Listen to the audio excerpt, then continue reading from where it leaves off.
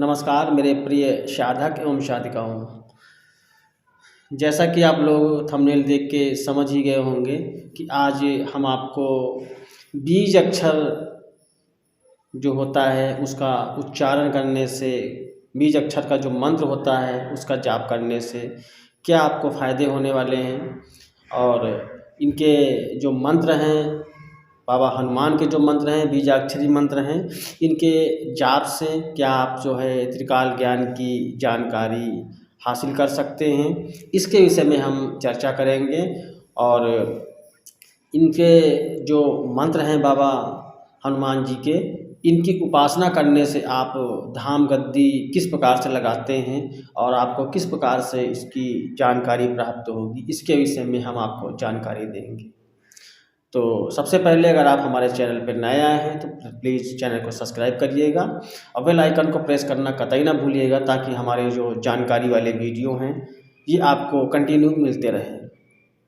तो आज हम आपको बताते हैं बीज अक्षर मंत्र।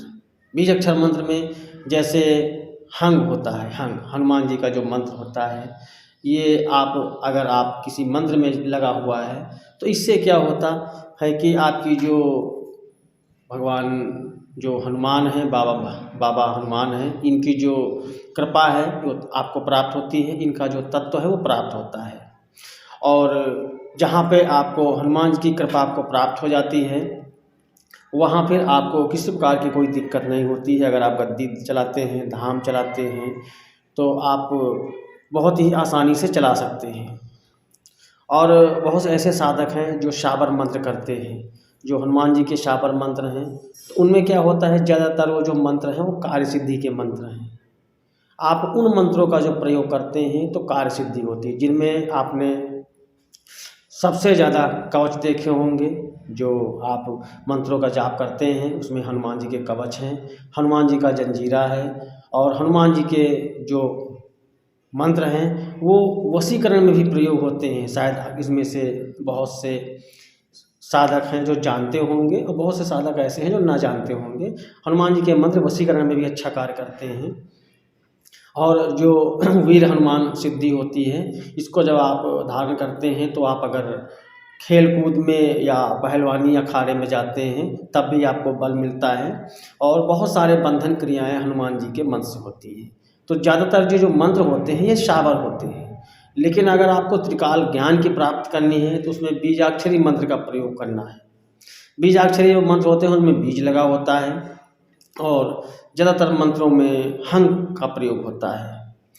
और जहाँ पे आती है त्रिकाल ज्ञान की, तो आप जब कोई साधना करते हैं तो साधना में आपको त्रिकाल जब ज्ञान प्राप्त होता है तो बाबा हनुमान के माध्यम से होता है। और जब ये साधना आप पीपल के पेड़ के नीचे बैठ के करते हैं, इसमें ब्रह्मदेव की भी साधना साथ में हो जाती है, यानी ब्रह्मदेव की भी कृपा आपको प्राप्त होती है, जिससे आप गद्दी धाम जब लगाते हैं तो उसमें आपको बहुत ही सटीक जानकारी मिलती है। जब आपके सामने कोई पेशेंट आता है तो आप उसके विषय में बहुत ही सटीक जानकारी हासिल कर लेते हैं।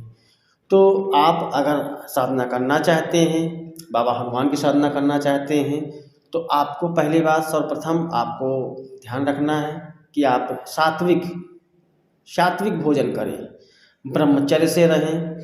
आप किसी अन्य देवी देवता की आराधना करते हैं उसमें शायद तामसिक स्तर से चल जाता हो, लेकिन जहाँ पे बाबा हनुमान की आपको साधना करनी है, उनकी कृपा प्राप्त करनी है, और तो आपको फिर सात्विक ही भोजन करना है, ब्रह्मचर्य से रहना है। किसी भी, चाहे वह महिला है या अन्य कोई लेडीज हैं आपके परिवार की, तो आप साधना काल में उनसे दूरी बना कर रखेंगे। और हो सके तो आप एकांतवास करें, यानी एकांत में रह करके आप साधना करें।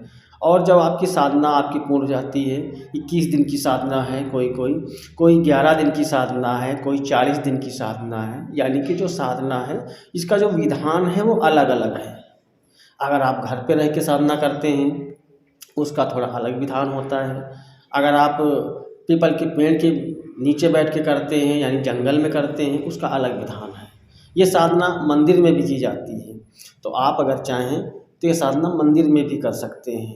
और साधना का जो बेनिफिट है आपको तीसरे दिन से मिलना चालू हो जाता है, यानी आपको जो अनुभव होते हैं वो तीसरे दिन से स्टार्ट हो जाते हैं। साधना में पूर्ण आस्था होनी चाहिए, गुरु के प्रति आदर भाव होना चाहिए और जो आपके इष्ट हैं, इष्ट के मंत्रों का जाप होना चाहिए। और आप मंगलवार के दिन या शनिवार के दिन से आप ये साधना प्रारंभ कर सकते हैं। और इस साधना में आपको मंदिर जाना अनिवार्य होता है। आप वहाँ जाके हनुमान जी के दर्शन करने होते हैं और दर्शन करने के बाद आप इस साधना को करते रहते हैं। इससे क्या होता है, आपको साधना में सफलता के फुल चांस होते हैं।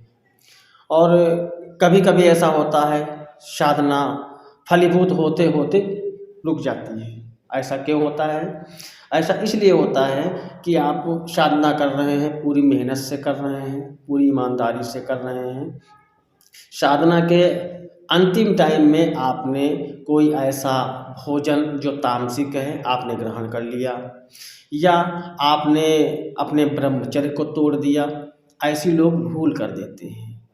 तो आप सभी साधकों से मेरा अनुरोध है कि आप लोग जब भी साधना करें तो साधना के समय आप पूरी लगन के साथ, पूरी आस्था विश्वास के साथ आप साधना को करें। और ये जो साधना है ये त्रिकालदर्शी साधना है।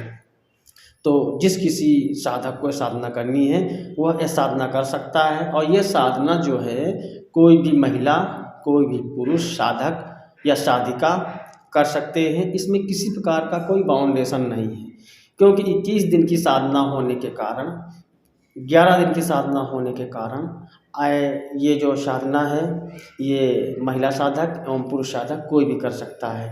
जो लंबे अरसे की साधनाएं हैं, 40 दिन की साधनाएं हैं या 84 दिन की साधना है या 52 दिन की साधना है, ऐसी साधना को महिलाएं शायद ना कर पाएँ। तो आप इस साधना को जो महिला साधक हैं वो भी कर सकती हैं। तो आज की जानकारी के लिए इतना ही। मिलते हैं अगले वीडियो में नई जानकारी के साथ। नमस्कार, जय शिवा शक्ति, मंगल कामनाएं।